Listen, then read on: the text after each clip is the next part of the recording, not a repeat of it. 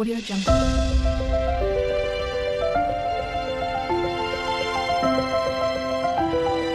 Audio Jungle. Hi friends, இன்றைக்கி இந்த வீடியோவில் நம்ம என்ன பார்க்க போகிறோம்னு பார்த்தீங்கன்னா, பேசிக்கான செயின் ஸ்டிச்சு, அதாவது சங்கிலி தையல். ஆரி ஒர்க்குன்னு எடுத்துட்டாலே பொதுவாக நமக்கு மெயினாக தெரிய வேண்டியது என்னன்னு பார்த்தீங்கன்னா, இந்த செயின் ஸ்டிச்சு தான். இந்த செயின் ஸ்டிச்சு மட்டும் நம்ம நல்லாவே பழகிக்கிட்டோம் அப்படின்னா, அதுக்கப்புறம் போடக்கூடிய எல்லாமே நம்ம ஈஸியாக பாசி வச்சும் கோர்த்தரலாம். பெரிய 3mm 5mm பாசி இதெல்லாமே நம்ம ஈஸியாக நம்ம ஆரி ஒர்க் பண்ணிட முடியும். இந்த செயின் ஸ்டிச் மட்டும் தெரிஞ்சாவே போதும். இது கடகடன் நம்ம போட முடியும் அப்படின்னாவே நம்மளால் ஆரி ஒர்க்கு எவ்வளோ பெரிய பாசி இருந்தாலும் சரி, எவ்வளோ சின்ன பாசியாக இருந்தாலும் சரி, நம்மளால் ஈஸியாகவே நம்ம அந்த ஆரி ஒர்க்கை பண்ணிட முடியும். அதுக்கு நம்ம இப்போ பேசிக்காக நான் இந்த ஒரு 3 ட்ராயிங் வரைஞ்சிக்கிட்டேன். நம்ம அந்த செயின் ஸ்டிச்சை சீக்கிரமாக கடகடன்னு போடணும். அந்த மாதிரி நம்ம எவ்வளோ குயிக்காக நம்ம ப்ராக்டிஸ் பண்ண முடியுமோ அந்த அளவுக்கு நம்ம ப்ராக்டிஸ் பண்ணிட்டோம் அப்படின்னா ஈஸியாக நமக்கு போட முடியும். அதனால் நான் இப்போது செவ்வகமாக ஒரு ஷேப்பு, திலகம் மாதிரி ஒரு ஷேப்பு, வி மாதிரி, டபிள்யூ மாதிரி ஒரு ஷேப்பு, இந்த ஷேப்பில் நம்ம பழகிட்டோம். இதுதான் அதிகமாக நம்ம ப்ளவுஸில் யூஸ் பண்ணுற மாதிரி இருக்கும். அதனால் இந்த மாதிரி ஒரு மாடலில் அந்த டேர்னிங்கு, அந்த ஷார்ப்பான எட்ஜு, இது எல்லாம் நம்ம எப்படி போட போகிறோன்னு இந்த வீடியோவில் நம்ம பார்க்கலாம். எப்போதும் போலயே நான் துணி தைக்கிற நூல் தான் எடுத்து ப்ராக்டிஸ் பண்ணுறேன். நம்ம நார்மலாக மிஷினில் துணி தைக்கிற நூலில் தான் நம்ம பாசியை கோர்த்து நம்ம ஸ்டிச் பண்ணுவோம். அதனால் நம்ம இந்த சாதாரண நூலை எடுத்தே நம்ம ஸ்டார்ட் பண்ணிக்கலாம். நான் சிவப்பு கலர் நூல் எடுத்திருக்கேன். இதை ஒரு கிண்ணத்தில் போட்டு வச்சுட்டோம் அப்படின்னா ஈஸியாக நமக்கு அந்த நூல் ஓடாமல் இருக்கும். அதனால் கிண்ணத்தில் போட்டு எடுத்துக்கலாம். செவ்வகமாக வரைஞ்சி எடுத்தாச்சு. இந்த செவ்வகமாக இருக்கிற ஷேப்பில் ஒரு முடிச்சு போட்டு நம்ம ஆரம்பிச்சுக்குவோம். முடிச்சு போட்டு குட்டியாக ஒரு செயின் ஸ்டிச் போட்டு அந்த செயின் ஸ்டிச்சுக்கு எந்த சைடு போக போகிறோமோ அதுக்கு முன்னாடி ஆரம்பிச்சுக்கலாம். இப்போ ஃபுல்லாகவே ரவுண்ட் அந்த ஃபுல் ஷேப் வரைக்கும் நம்ம கொண்டு வந்தாச்சு. இந்த எட்ஜில் கரெக்டாக நான் ஸ்லோ பண்ணி காமிக்கிறேன். நம்ம எந்த டைரக்ஷனில் போகிறோமோ அதுக்கு ஆப்போசிட்டில், அதாவது இப்போ நான் முன்னாடி போகிறேன் அப்படின்னா பின்னாடி ஒரு கால் வச்சுட்டு நம்ம முன்னாடி போகணும். அந்த மாதிரி தான் இதுலேயும் பின்னாடி ஒரு தையல் போட்டுட்டு, குட்டியோட ஒரே ஒரு தையல் போட்டுட்டு அதுக்கப்புறம் மறுபடியும் முன்னாடி போயிட்டே இருக்கலாம். செவ்வகன்றனால கொஞ்சம் நீளமாகவே தையல் போட்டுக்கிட்டேன். இப்போ எண்டிங்கில் நம்ம எந்த இடத்துல ஸ்டார்ட் பண்ணோமோ அந்த இடத்துல ஒரு நாட் போட்டுக்கலாம். நம்ம மெயினாக செயின் ஸ்டிச்சும் இந்த நாட்டு, இது ரெண்டும் தான் ரொம்பவே முக்கியம். இதை மட்டும் நல்லா கரெக்டாக பேசிக்காக எப்படி பண்ணுறாங்க அப்படின்றத தெளிவாக பார்த்து கற்றுக்கிட்டோம் அப்படின்னாலே நம்ம ஆரி ஒர்க்கு பண்ணுறதுக்கு நம்ம தயாராகிட்டோம் அப்படின்னு தான் அர்த்தம். ஏன்னா அந்த ரெண்டு தான் ரொம்பவே முக்கியமான ஒன்று. இப்போ நெக்ஸ்ட்டு திலகம் மாதிரியான ஷேப்பு. இதில் ஸ்டார்டிங்லேருந்து அந்த ஷார்ப்பான இருக்கிற அந்த பாயிண்ட்லேருந்து நான் இப்போ ஸ்டார்ட் பண்ண ஆரம்பிக்கிறேன். இந்த திலகம் மாதிரி இருக்கிறதும் சரி, ரவுண்ட் ஷேப்லேயும் சரி, நம்ம குட்டியாக செயின் ஸ்டிச் போட்டுக்கணும். அதாவது கிட்ட செயின் ஸ்டிச் போட்டுக்கணும். நான் அந்த சதுரத்தில் எட்ட செயின் ஸ்டிச் போட்டாலும் அது அந்தளவுக்கு தெரியாது. நம்ம எட்ட இருக்கிறது அவ்வளோ சீக்கிரமாக தெரியாது. ஆனால் அதில் ஷேப்பும் கரெக்டாக வந்துடும். நீளமாக நம்ம செயின் போட்டாலும் ஷேப் தெரிஞ்சிடும். ஆனால் இதில் கிட்ட போட்டால் தான் நம்ம என்ன ஷேப் போடுறோன்றதே தெரியும்.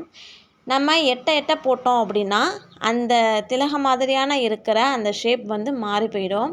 அதனால் இந்த மாதிரி ஒரு ரவுண்டோ இதில் இந்த மாதிரி திலகமோ இல்லை பூ டிசைனு, ஃப்ளவர் மாதிரி நம்ம நிறையா போடுவோம். அந்த மாதிரி டிசைன்லேயும் கூட நம்ம இந்த மாதிரி கிட்ட செயின் ஸ்டிச் போட்டு பழகிக்கணும். இது நம்ம ப்ராக்டிஸ் பண்ணிகிட்டே இருக்கணும். ப்ராக்டிஸ் பண்ண நமக்கு கண்டிப்பாக சீக்கிரமாகவே வந்துடும். எனக்குமே இந்த மாதிரி செயின் ஸ்டிச் இப்போ ஈஸியாகவே வந்துருச்சு. கரெக்டாக நான் எப்படி நிறைய வாட்டி 2-3 வாட்டி போட்டு பார்த்தேன். பேசிக்கில் நம்ம என்ன பண்ணணும் அப்படின்றது மட்டும் நமக்கு தெரிஞ்சாலே போதும். அதுக்கப்புறம் ஆட்டோமேட்டிக்காக நம்ம மைண்டு அந்த வேலையை செஞ்சிடும். அதே போல் இப்போ கிட்டேயே வச்சு அந்த ஷார்ப்பான அந்த ஊசியில் ஊசியோட அந்த நுனி இருக்குது பார்த்திங்களா, அந்த நுனி எந்த பக்கம் போகுதோ அந்த பக்கம் மட்டும் கரெக்டாக அந்த நூலை வெளியில் எடுக்காத அளவுக்கு பார்த்துக்கணும். இப்போ நம்ம உள்ளே விட்டுட்டு அந்த அடியில் நம்ம நூல் கொடுப்போம். பாபினுக்கு பதிலாக நம்ம கை தான் வேலை செய்யும்.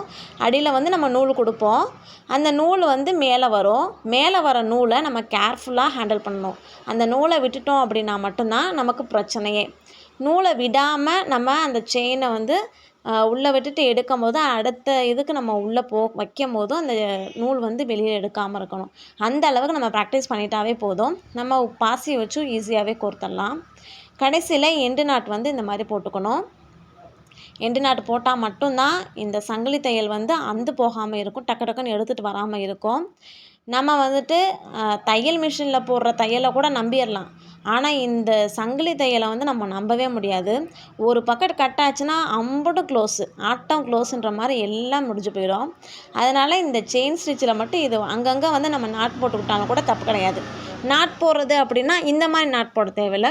குட்டி குண்டா செயின் ஸ்டிச் வந்து ரொம்ப குட்டியாக போட்டோம் அப்படின்னா அது லாக்கு. அது வந்து சின்ன லாக்குன்னு சொல்லுவாங்க. அது வந்து எப்படின்னா குட்டி லாக்குன்னு சொல்லுவாங்க. அந்த மாதிரி குட்டியாக வந்து லாக் போட்டுக்கலாம். அந்த குட்டி லாக் வந்து இந்த ஷேப்பில், அதாவது இந்த வி ஷேப்பில் நமக்கு யூஸ் ஆகும். இப்படி வந்து கடைசி எண்டில் வந்து ஒரு குட்டி லாக்கு போட்டால் மட்டும்தான் அந்த செயின் ஸ்டிச்சில் போட்ட அந்த நூல் வந்து அப்படி நான் முன்னாடி கட்டின மாதிரி விலகி போகாமல் இருக்கும். இல்லை இந்த இடத்துல வந்து நம்ம குட்டி லாக் வந்து போடலை அப்படின்னா இந்த வி ஷேப் வராது, நூல் வந்து அங்கிட்டு நழுவி போயிடும். அதுக்காக தான் இந்த குட்டி லாக் வந்து நம்ம பயன்படுத்திக்கணும். குட்டிக்கு உண்டா வந்து அந்த செயின் ஸ்டிச் போடணும், அதுதான் குட்டி லாக்குன்னு சொல்கிறது. இப்போ எண்டில் பாருங்கள், முடிச்சிட்டேன். எண்டில் வந்து குட்டிக்கு உண்டா ஒரு செயின் ஸ்டிச் போட்டு அதுக்கப்புறம் நம்ம எந்த டைரெக்ஷனில் போகிறோமோ அந்த டைரெக்ஷன் வந்து ஊசியை வளைச்சிட்டேன். அதே போல் நம்ம வந்து இப்போ எந்த இடத்துல உட்காந்துருக்கோமோ அந்த இடத்துல உட்காந்தே நம்ம வந்து அந்த தையல் வந்து போட ஆரம்பிக்கணும். அந்த ஷேப்புக்கு ஏற்ற மாதிரி நம்மளோட ஃப்ரேமையோ இல்லை நம்மளையோ நகர்த்திக்கக்கூடாது. அப்படி நகர்த்தினோம் அப்படின்னா நமக்கு வந்துட்டு எந்த மாதிரி ஒரு டிசைன் போட்டாலும் நம்ம உட்காந்த இடத்துலையே போடணும். ஏன்னா நம்ம வந்துட்டு இதை வந்து ஸ்டாப் பண்ணிடக்கூடாது. இதை வந்து நமக்கு தொடர்ந்து நமக்கு கை கொடுக்க போகிற தொழில்ன்றனால நம்ம சின்சியராக வந்து கற்றுக்கிட்டோம் அப்படின்னா இது நமக்கு ரொம்பவே யூஸ்ஃபுல்லாக இருக்கும். அதனாலேயும் சரி, நம்ம வந்துட்டு எங்கேயுமே நகராமல் அதே இடத்துல இருந்தே நம்மளோட கை அந்த ஊசி நகரணும். அந்த ஊசி தான் எல்லா பக்கத்தும் பெண்ட் ஆகணும். அதுதான் மெயினாக பார்த்துக்கணும். இப்போது அந்த கார்னரில் குட்டிக்கு உண்டா லாக் போட்டு அதுக்கப்புறம் ஸ்ட்ரெயிட்டாக தையல் ஓட்டுறோம். அதே போல் எந்த இடத்துல வி ஷேப்பில் எந்த இடத்துல முடியுதோ அந்த இடத்துல சின்னதாக வந்துட்டு லாக் போட்டுட்டு அதுக்கப்புறம் டைரெக்ஷனை திருப்பி கடைசியில் எண்டில் வந்து நம்ம எண்டில் வந்து கரெக்டாக நாட் போட்டுடணும். நாட் போடும் போதும் சரி, சின்னதாக வந்து நாட் போடுற மாதிரி வச்சுக்கோங்க. அந்த நாட் போட்ட நூல் வந்து வெளியே தெரியாத அளவுக்கு வச்சுக்கோங்க. அது வந்து ப்ராக்டிஸ் பண்ண அந்த லாக் வந்து கரெக்டாக நீட்டாக வந்து வந்துடும். இப்போ நம்ம வந்துட்டு 3 ஷேப் வந்து கற்றுட்ருக்கோம். நீங்களும் உங்கள் வீட்டில் மறக்காமல் இது மாதிரி ட்ரை பண்ணி பாருங்கள். ரொம்பவே ஈஸியாக தான் இருக்குது. இந்த செயின் ஸ்டிச் மட்டும் நம்ம கற்றுக்கிட்டால் மட்டுமே போதும். ரொம்ப ஈஸியாக தான் இருக்குது. இந்த நாட்டையும் 2-3 வாட்டி நிறைய வாட்டி போட்டு ப்ராக்டிஸ் பண்ணிகிட்டே இருந்தோம்னா அந்த நாட் நம்ம போகிற நாட்டு கூட நமக்கு வெளியில் தெரியல.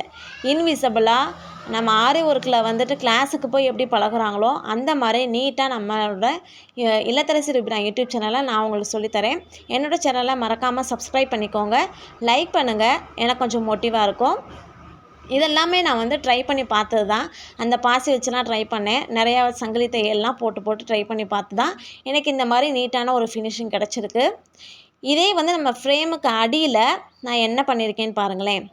அந்த சதுரமாக போட்டதில் ஸ்டார்டிங்கில் தான் நான் வந்துட்டு நாட் போட்டேன். அதுக்கப்புறம் கடைசியில் இன்னொரு ஷேப்புக்கு நம்ம போகும்போது அந்த நூலையே தான் இழுத்துக்கிட்டேன். நான் வந்து நாட் போட்டு ஆரம்பிக்கலை. ஸ்டார்டிங்கில் மட்டும்தான் நாட் போட்டு ஆரம்பிச்சது.